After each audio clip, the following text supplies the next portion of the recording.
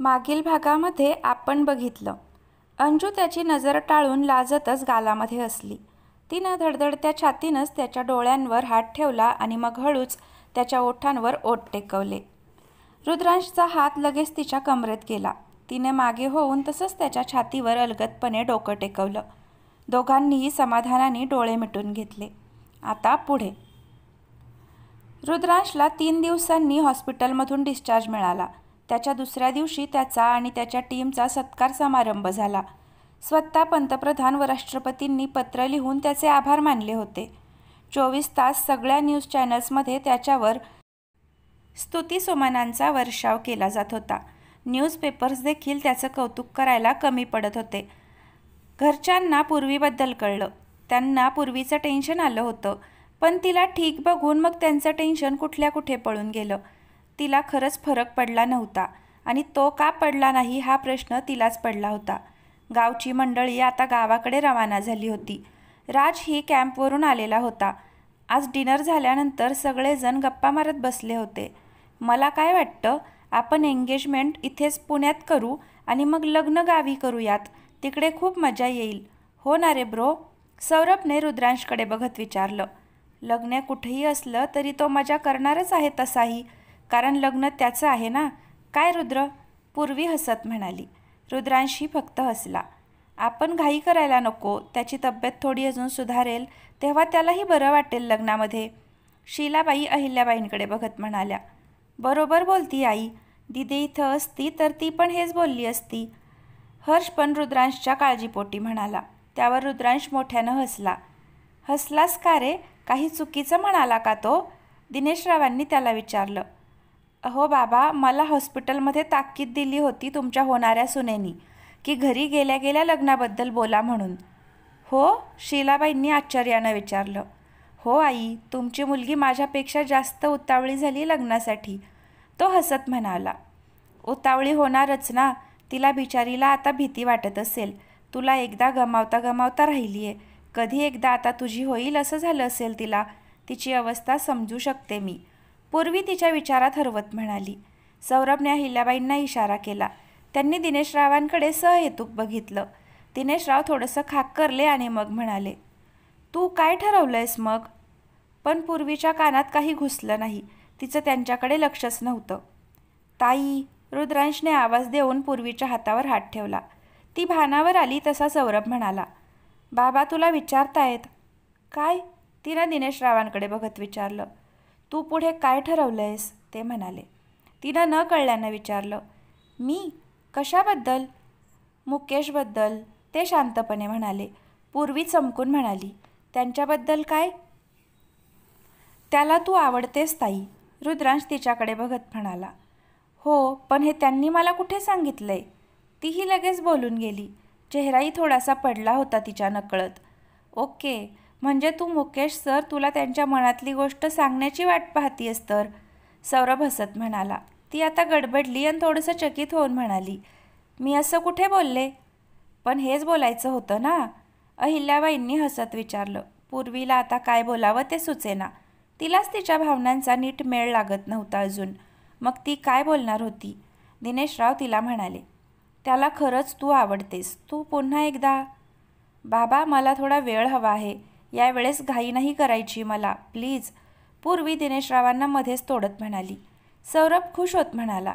म्हणजे तू हो बोलली आहेस त्याला? सौरभ. मी असं कधी बोलले? तिने थोडंसं चिडून विचारलं. आत्ताच तर बोललीस. तो हसत म्हणाला. गप रे. रुद्रांशने त्याला गप्प केलं आणि पूर्वीकडे बघत म्हणाला. तुला हवा तेवढा वेळ घे. तू फक्त स्वतःचा विचार कर आणि तुला योग्य वाटेल तो डिसिजन घे. आम्ही आहोत तुझ्यासोबत. पूर्वी हलकंसं हसून म्हणाली. आधी तुझं लग्न एन्जॉय करू देत मला, नंतर बघेन मी माझं. आईला डिटेल्स पाठवलेत मी. उद्या तिथल्या ब्राह्मणाला भेटून तारीख काढेलच ती. दिनेशराव रुद्रांशकडे बघत म्हणाले. म्हणजे उद्यापासून शॉपिंग सुरू करावी लागणार? राज उत्साहित होऊन म्हणाला. हो हो, आता लग्न होतपर्यंत आराम नाही आपल्याला. अहिल्याबाई हसत म्हणाल्या. पूर्वी घड्याळाकडे बघत म्हणाली. त्यामुळे आता सगळेजण झोपायला चला. अंजू आता असती तर किती खुश झाली असती नाही? ताई, ती आज खुश होईलच. आपले महाराज झोपण्याआधी तिला गुड न्यूज देतीलच की. काय ब्रो? सौरभ रुद्रांशच्या खांद्यावर मारत म्हणाला. हो मग, त्याशिवाय ती मला झोपून पण देणार नाही. रुद्रांशही हसत म्हणाला. सगळेजण मोठ्यानं हसले. प्रत्येकजण आपापल्या खोलीत झोपायला गेले. रुद्रांशने त्याच्या रूममध्ये जाता जाता समीरच्या रूममध्ये बघितलं. तो गॅलरीमध्ये आकाशाकडे नजर लावून बसला होता. त्यानं तिथे जाऊन त्याच्या खांद्यावर हात ठेवला तसा तो दचकला. अरे मी आहे, असा का बसलायस? रुद्रांशने सहज विचारलं. काही नाही, बस असंच. समीर कसं तरी असत म्हणाला. रुद्रांशला काहीतरी गडबड वाटली. जेवणानंतर खाली थांबलाही नव्हता तो. रुद्रांश त्याच्या समोर बसत म्हणाला. काय झालंय? तब्येत ठीक नाही का? तसं नाही काही, समीर अडखळत म्हणाला. घरी भांडण झालं का परत? रुद्रांशने विचारलं. कारण त्याचं महिन्यातून एकदा तरी भांडण होतच होतं त्यांच्यासोबत. समीर मान हलवत म्हणाला. नाही रे ब्रो. मग दुसरं काही टेन्शन? रुद्रांशने विचारलं. नाही, समीर म्हणाला. मग असं तोंड पाडून का बसलायस? माझं लग्न होणार आहे आणि माझा भाऊ इथे असा बसलाय. रुद्रांश त्याच्या खांद्यावर हात ठेवून म्हणाला. ब्रो, एवढं इम्पॉर्टंट नाही. तुझं दुखत असेल ना, तू झोप चल. समीर काळजीनं म्हणाला. तो उठणार तेच रुद्रांशने त्याचा हात पकडून त्याला खाली बसवलं. तू जोपर्यंत खरं काय ते सांगत नाहीस तोपर्यंत मी जाणार नाहीये. बोल पटकन, काय झालंय? रुद्रांश त्याचा हात दाबत म्हणाला. समीरच्या डोळ्यात आता पाणी तरळलं. अरे तू? रुद्रांश त्याची चेअर पुढे ढकलत म्हणाला. त्यानं त्याच्या चेहऱ्यावर हात ठेवत विचारलं. रडतोयस का? समीर त्याला मिठी मारत म्हणाला. मी तुझ्यासारखा लकी का नाहीये? म्हणजे? रुद्रांश म्हणाला. तुला तुझ्यावर खरं प्रेम करणारी लाईफ पार्टनर भेटली, जी तुझ्यावर जीव पण ओवाळून टाकेन. पण मला अशी का भेटली नाही? समीरनं भरल्या आवाजात विचारलं. रुद्रांश आता चांगलाच चकित झाला. त्यानं समीरला बाजूला करत विचारलं. म्हणजे तुझ्या लाईफमध्ये कोणी आहे? समीर डोळे पुसत म्हणाला. होती म्हण. तिला आता दुसरा पैशावाला बकरा भेटला.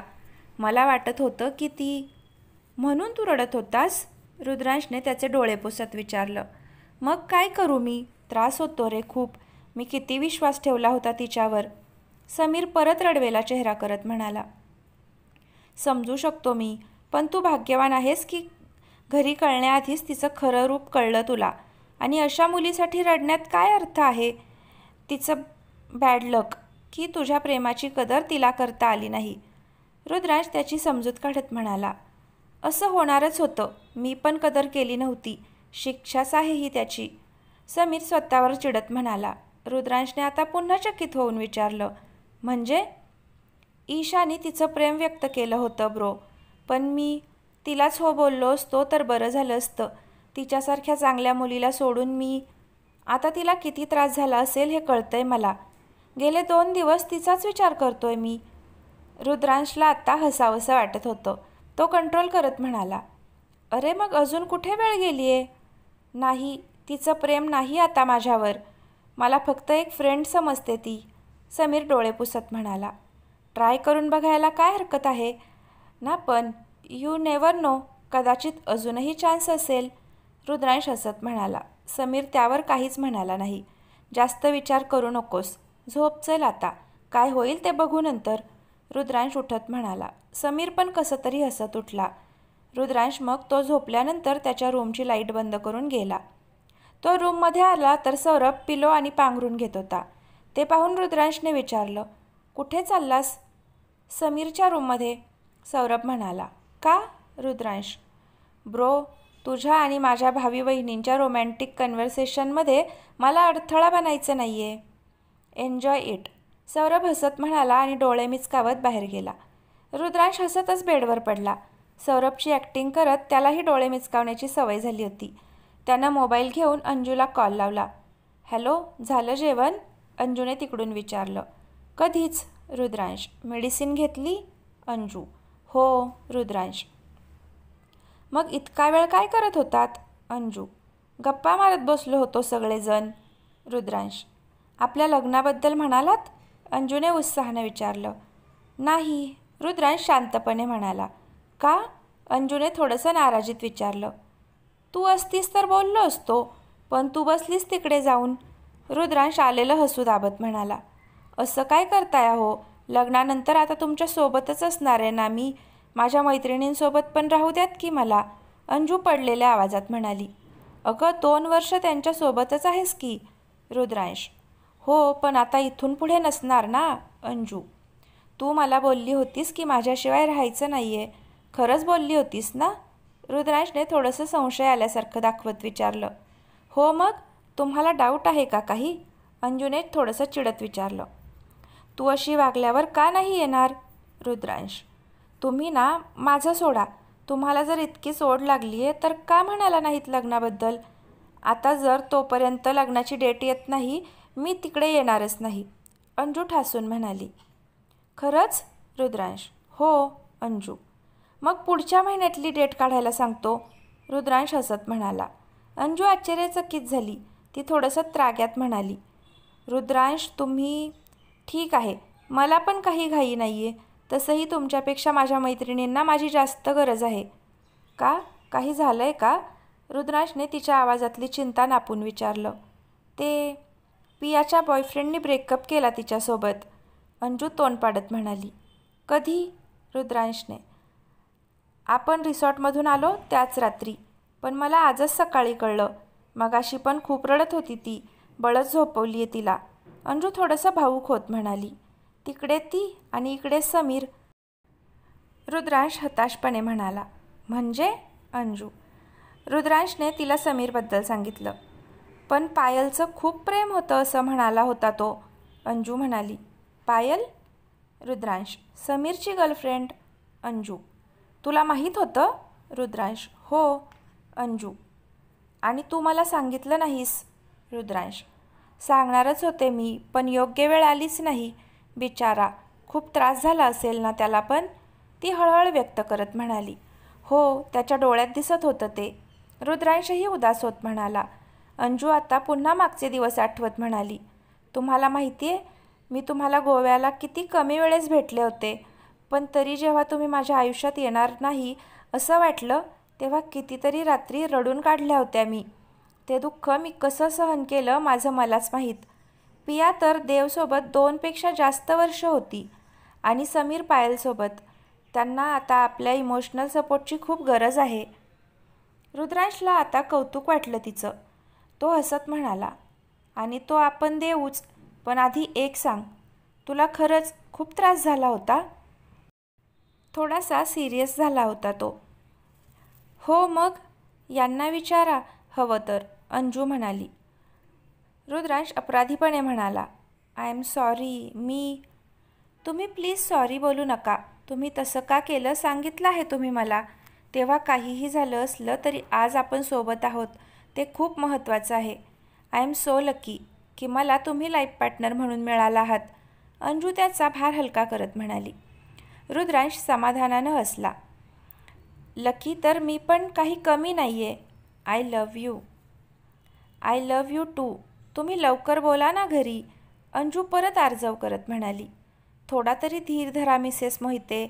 रुद्रांश हसत म्हणाला. नाही धरवत धीर, म्हणून तर मागे लागली ना. ती एकदम लाडात येत म्हणाली. बरं मॅडम, बोलतो उद्या. रुद्रांश. पक्का. अंजू. हो, तसंही उद्या आपल्या एंगेजमेंटची शॉपिंग करणारच आहोत आपण. रुद्रांश तिला खुशखबर देत म्हणाला. तीही आनंदानं ओरडली. काय, खरंच. अगं हळू ओरड की, ती झोपलेली पिया पण उठायची. तो तिला दटावत म्हणाला. मी टेरेसवर आहे मिस्टर मोहिते, नाहीतर मेसेजवर बोलले असते मी. कळलं ना. अंजू त्याच्याच सुरात म्हणाली. Okay okay. बरं उद्या पियाला पण आण, तिचं मन रमेल तेवढंच. रुद्रांश. हो, ऐका ना. अंजू लाडात म्हणाली. बोला ना. रुद्रांश तिच्या टोनिंगमध्येच म्हणाला. ती खळखळून हसत म्हणाली. उद्या समीर आणि सौरभ पण येत आहेत ना. हो का. रुद्रांश. असंच विचारलं. अंजू थोडंसं अडखळत म्हणाली. अंजू.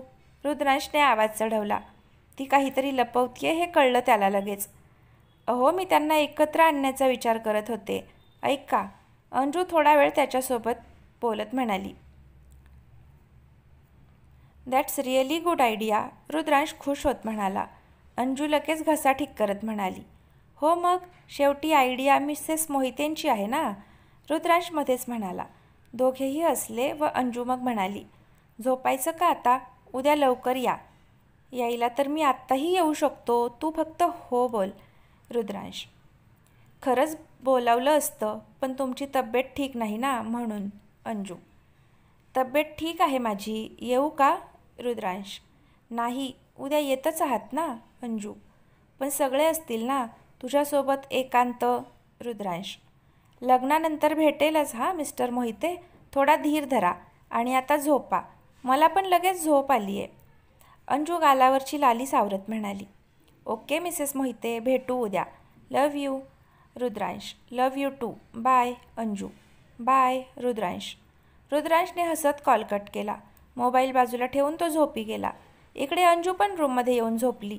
दुसऱ्या दिवशी पूर्वीचं महत्त्वाचं काम असल्यानं ती तानीला घेऊनच बाहेर गेली. सोबत राजही गेला. बाकीचे दुपारनंतर शॉपिंगसाठी बाहेर पडले. ठीक आहेस ना? अंजूनं समीरला काळजीनं विचारलं. ठीक नसून कसं चालेल? तुमच्या लग्नामध्ये मी रडत तर नाही बसू शकत ना. समीर उसनं हसू आणत म्हणाला. रडणं शोभणार पण नाही तुला, ते पण तसल्या मुलीसाठी. जाऊ देत, तुझ्या आयुष्यात तिच्यापेक्षा चांगली मुलगी येईल. अंजू त्याला धीर देण्यासाठी म्हणाली.